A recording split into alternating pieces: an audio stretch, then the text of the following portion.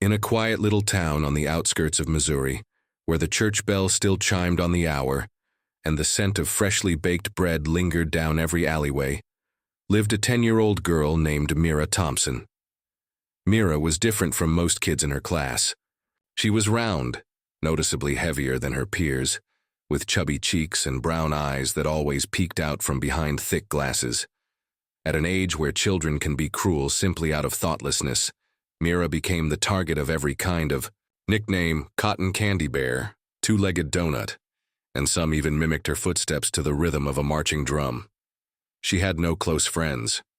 No one invited Mira to sit with them during lunch. At noon, she would sit quietly in the corner table, eating the lunch her mother packed, usually chicken soup with rye bread, while reading over the small hardcover notebook she always carried with her. Inside were lyrics her father once wrote. Mira's father passed away 2 years ago due to heart failure. He had been a street musician, playing guitar at parks and local festivals. He was neither famous nor wealthy, but every night he would hold Mira in his arms and sing her old ballads, with a warm, rich voice full of love. Since his passing, Mira no longer sang out loud, but she still hummed softly when she was alone. She sang while helping her mom wipe down the bakery counter. She sang while picking vegetables, while doing homework, but only just loud enough for herself to hear. Until one April day, the principal made an announcement over the intercom. Next week is Talent Week. Any student who wishes to perform, please sign up on the bulletin board outside the office. The kids cheered, buzzing with excitement. Some planned to do TikTok dances, others would play drums, and a group of girls bragged about singing pop songs. Mira kept her head down in silence. But the next morning, on the now crowded sign-up sheet, with names under every kind of talent, there was one entry that made the entire class burst into laughter. Mira Thompson, solo singing. A wave of giggles erupted. "That girl, sing? Maybe she's singing to make the bread rise. Is the stage even big enough? Record it for TikTok, please." Mira stood there. She stared at the line of blue ink handwriting. It wasn't her handwriting. Someone had signed her up as a cruel joke. And yet, she didn't erase her name. That afternoon, when she arrived back at the bakery, her mother, Clara, wiped her hands and asked, "What's wrong, Mira? Your eyes look like it's about to rain in there." Mira slowly told her everything that happened at school, about the sign-up, the laughter. But when she got to that part, her voice cracked. She could only say, "I really want to sing, Mom. Dad's song. I miss his voice." Clara didn't speak right away. She walked into the kitchen and pulled out an old wooden music box from a drawer. Inside was a cassette tape of her late husband, singing "Smile." "Then we'll practice," she said softly. "Your dad would smile if he knew." That night, Mira stood in front of the small mirror in her bedroom. She held a spoon like a microphone and sang gently. Her mother sat quietly at the doorway. No corrections, no judgment, just listening. And in that moment, in the little room behind the bakery, all the sorrow, the shame, the loneliness seemed to melt away into the song. Because when Mira sang, it was no longer the voice of an overweight child being bullied. It was the voice of a child who had loved, who had lost, and who was trying to be heard just once, with everything she had. The dress rehearsal for the talent show came sooner than Mira had expected. She brought along an old cassette player, the only thing that still held her father's voice, and a small handwritten slip of paper with the lyrics to "Smile." The music teacher, Mrs. Reynolds, a thin woman with silver hair, looked at Mira for a long moment before gently asking, "Do you have a backing track, Mira?" "No, ma'am. I'll sing a cappella," Mira replied, clutching the lyric notebook. Like a protective charm, a brief silence followed. There was a trace of concern in Mrs. Reynolds's eyes, but she still nodded. "All right, let's give it a try." Mira stepped onto the stage of the elementary school auditorium. Rows of blue plastic chairs were already arranged neatly. Below, a few curious classmates glanced up. Others had their backs turned, whispering among themselves. Mira stood still for a moment at the microphone. Her whole body was tense like a string pulled too tight. Then she closed her eyes. Smile, though your heart is aching. Mira's voice rang out, light, trembling but unbroken. Each note seemed to come directly from her heart, with no instruments, no lights, just her voice, fragile but honest. In the first few lines there were giggles. Someone snapped a photo on their phone. But by the time she reached the chorus, the room had started to quiet down. Mrs. Reynolds set her pen down. A student stopped doodling in their notebook. A parent passing by the door slowed down to listen. Smile, even though it's breaking. The voice wasn't loud, nor as polished as a professional, but there was something in it that made people stop and listen. It sounded like the voice of someone who was hurting but still wanted to bring comfort to others. By the final line, Mira's hands were clasped tightly together. No one clapped, not because they didn't like it, but because they forgot what to do after something that sincere. Mrs. Reynolds finally gave a slight nod. Thank you, Mira. I believe someone out there needed to hear that song. That evening back at home, Mira opened her lyric notebook and added a single line at the bottom of the page. No need for applause. As long as someone listens. Her mother sat at the kitchen table, quietly embroidering Mira's name onto a piece of white cloth. She asked softly, "Were you scared?" "Terrified," Mira answered, "but I still wanted to sing, even just once." Mrs. Clara got up, walked over to Mira, and handed her a blue hair bow, her father's favorite color. "Tomorrow I'll be sitting in the second row just right of the stage. When you sing, just look at me. I won't look away." The performance took place on a gently sunny morning. The stage had been set up in the main auditorium, decorated with balloons and colorful banners that read, "Let your light shine." Mira wore a simple gray dress, her hair neatly braided, pinned with the blue bow. She walked slowly toward the backstage area. A few students glanced at her, whispered something, then laughed. But this time, Mira didn't lower her head. She was still scared, still trembling, but she now knew she wasn't singing for the ones who mocked her. She was singing for her father, for her mother, and for herself. Her name was called. Scattered applause followed. A few phones were raised, perhaps ready to record another joke like before. Mira stepped onto the stage. The lights beamed down. She squinted, but she could still see her mother, just as promised, sitting in the second row, hand over her heart, eyes never leaving her. Smile, though your heart is aching. Once again, the room slowly fell into silence. The first line rang out like a lost whisper beneath the bright stage lights. Smile, though your heart is aching. Mira's voice wasn't loud or full-bodied. In fact, it trembled in places. But there was something unusual, something that didn't come from technique, but from a loneliness buried for far too long, now transformed into melodies that touched the most hidden places in people's hearts. At first, a few students still tried to suppress their laughter. A girl from the neighboring class pulled out her phone, ready to capture a funny moment. But within seconds, that very girl lowered her phone. Mira was singing as if she were the only person left in the world, and this song was the last message she wanted to send. In the voice of a child who had been mocked for her body, there was no blame, no anger, only a deep longing to be seen, not for her appearance but for her soul. Each line she sang felt like a piece of memory. Smile, even though it's breaking. Evenings spent braiding dough with her mother, when the paycheck only covered milk and bread. When there are clouds in the sky, you'll get by. Days she walked home in the cold rain, her mother shielding her with an old apron, softly humming this same song, trying to make Mira smile. Now, on the stage, Mira was singing back, like an answer to all the pain she'd ever endured. In the second row, Clara didn't blink. Every word her daughter sang carried the weight of the years she had spent as a single mother. Waking up at 4 a.m. to knead dough, enduring the stares of strangers who thought her daughter was too big for little girls' dresses. Now, all of that seemed to dissolve into Mira's voice. At the back of the auditorium, Mrs. Reynolds leaned against the wall. She had coached dozens of students for district competitions, applauded voices perfect in rhythm and pitch. But it had been a long time since she'd seen a performance that made her heart ache, not because of the notes, but because the emotion was so real. And then, the song ended. Mira bowed her head slightly, her hands tightly clasped. She expected nothing. She wasn't waiting for applause, she only hoped.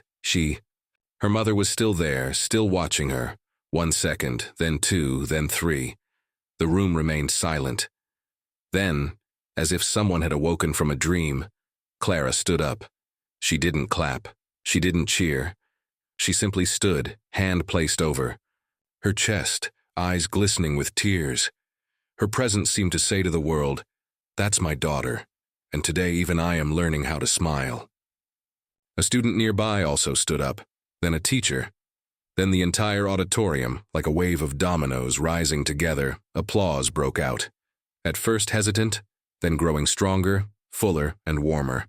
A standing ovation not for technique, but for courage, for honesty, and for a 10-year-old girl who dared to stand tall when the whole world was waiting to see her fall. As Mira stepped off the stage, Clara pulled her into a tight embrace. She said nothing. She simply wiped the sweat from her daughter's brow with the same old handkerchief embroidered with the words, "Mira, Mom's little light." In a corner near the stage, a woman in a white blazer with a name badge that read, Sarah Kim Young Musicians Academy, took out her phone and typed a few notes. She had originally come to watch her niece's dance performance, but now, something else had made her want to stay. 3 days after the performance, Mira sat behind the counter of her mother's small bakery, just like any other day. She was folding paper boxes to prepare for the early morning delivery. No one in her class said anything about her performance, except for one boy who quietly left a handwritten note in her desk. "You sang beautifully." I didn't dare say it out loud, but I heard every word. No, Mira didn't write back, but she tucked the note into her lyric notebook. Not because she hoped to make a new friend, but because she knew someone had truly listened. That evening, just as the bakery was closing, the soft jingle of the front bell rang. Clara walked over to open the door, slightly surprised to see a tall woman, dressed simply but neatly, smiling at the entrance. "Hello, I'm Sarah Kim. I work with the Springfield Youth Music Academy. I was at the performance last Friday and—" She paused, looking toward Mira, who stood behind the counter still holding a pastry tong. "I'm not sure how to put this, but—" Your voice made it impossible for me to leave. The room fell quiet. Mira hesitantly stepped forward, half wanting to hide in the kitchen, half wanting to hear more. Sarah gently pulled a folded brochure from her bag. Summer program for young. Musical talents, full scholarship. Every year we select 4 students from small communities. Not based on grades or fame, but on the potential and emotion they bring to music. I'm not sure if Mira has ever had any vocal training. She's never studied anything, Clara softly replied. She only sang with her father. Sarah nodded, offering a warm smile. Then perhaps now is the time for her to sing, for herself. A week later, Mira and her mother took the earliest Greyhound bus to Springfield, the biggest city Mira had ever seen. She carried a canvas backpack, her lyric notebook, and a small photo of her father tucked into her shirt pocket. The academy campus was nestled in a green park, with a small lake and stone busts of classical composers. Mira stood still in awe. It wasn't glamorous like in the movies, but it was so foreign to a girl raised behind a bakery. Sarah gave them a tour. Each classroom was soundproofed, with pianos, microphones, and kind-faced instructors. In a small rehearsal room, Mira was invited to sing. No auditions, no pressure, just sing anything she liked. After a brief pause, Mira chose the same old song, Smile. She stood in the spacious room, sunlight slanting through the window and falling on her hair. She closed her eyes and began to sing. It wasn't like the school performance. Today, Mira sang with a different spirit. No more fear, no more shame. Only love for the song that had carried her through so many wounded years. When she finished, no one spoke right away. An older teacher placed a hand over his chest. "This child sings like she's lived a lifetime," he whispered. Sarah turned to look at Clara, the mother who had stood still the entire time, gripping the strap of her cloth bag as if holding back tears. "I don't need to consult the board," Sarah said. "We'd like to offer Mira a spot in the summer scholarship program. Full ride. All travel, meals, and accommodations will be covered by the academy, as long as she agrees to keep singing." That evening, in the guest room provided by the academy, Clara handed her daughter a blue ink pen, and Mira quietly wrote on the first page of her notebook, "I will sing. Not to be accepted. I will sing, so no one else feels as lost as I once did." The end-of-term recital at the Springfield Youth Music Academy was held on a gentle June afternoon. There had been a light rain in the morning, but by the time the audience began arriving at the auditorium, the sun had broken through, glowing, golden through the tall window panes. Mira stood backstage, holding her small notebook as always. She wore a simple turquoise dress that her mother had stitched together from 2 old garments. No makeup, no elaborate hairstyle, just Mira, the girl who once was mocked for her body, who used to sit alone at the end of the lunch table, now preparing to walk onto a stage with the very voice she had once kept hidden. In the audience sat over 200 people, parents, instructors, guests from music centers, and a few local journalists. Clara sat in the 3rd row, clutching a handkerchief embroidered with her daughter's name. She hadn't said much since morning, just gently squeezed Mira's hand before she walked backstage, smiled, and whispered, "You don't have to prove anything. Just be yourself." When the host announced, "Next is a special performance, a young girl singing on a professional stage for the very first time. Mira Thompson with You Are My Sunshine." The audience offered polite applause. Some glanced down at their programs. Someone whispered, "Another folk song?" Mira stepped out, her canvas shoes lightly tapping the wooden floor. The spotlight was blinding. She couldn't see the crowd clearly, but she knew. Somewhere out there, her mother was watching, and that was enough. She had no backing track, no headset mic, just an old standing microphone and a small, courageous heart. She began to sing, "You are my sunshine, my only sunshine." Her voice wasn't loud, but it carried weight. It wasn't showy, but it went straight to the heart, and every word Mira sang was more than a lyric. It was a fragment of memory. Nights when the power went out, and she and her mother huddled together in the dark. Moments when she was bullied, quietly flipping through her notebook, finding refuge in familiar lyrics. Afternoons beside the bakery oven, wiping trays while humming softly. Now all of it had become sound, light as a breeze, warm as the early summer sun. As the final line faded, "Please don't take my sunshine away," the entire hall fell silent. 1 second, then 2, then. Applause began softly from the middle of the hall. Not rushed, not roaring, but steady, sincere, as if someone had just been reminded of something important they'd long forgotten. An elderly man in the front row, perhaps a musician, or simply a grandfather, wiped his eyes with a handkerchief. A music instructor whispered to the person beside him, "I didn't think that little girl would move me like this." Then the applause spread throughout the auditorium. No one stood up right away. They didn't want to break the fragile atmosphere that had just passed. But in every gaze, Mira had reached some place deep, the place where we store the songs we heard as children. After the performance, when Mira returned backstage, Clara was waiting. She didn't rush to hug her or burst into tears.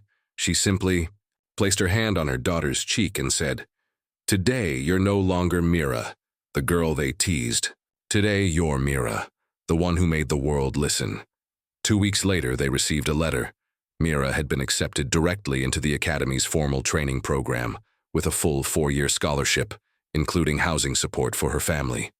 Clara folded the letter quietly. She didn't know how to celebrate, only whispered, "My daughter, You are the sunshine I never even dared to dream of. Some time later, in a local television interview when asked, "How did your voice change your life?" Mira, now a young woman, her hair long, her eyes still as clear as ever, and simply smiled and answered, "I don't think my voice changed my life. It was having the courage to use it, even when people might laugh. That's what helped me move forward." And so, the story of Mira Thompson comes to a close. From the days of cruel mockery behind a bakery counter, to the moment she moved an entire auditorium to its feet with her voice. If your heart skipped a beat during this journey, we invite you to share your thoughts in the comments below. And don't forget to like and subscribe to our channel. Let's continue spreading these small but radiant stories in a fast-moving world. See you in the next story, where faith always finds a place to raise its voice.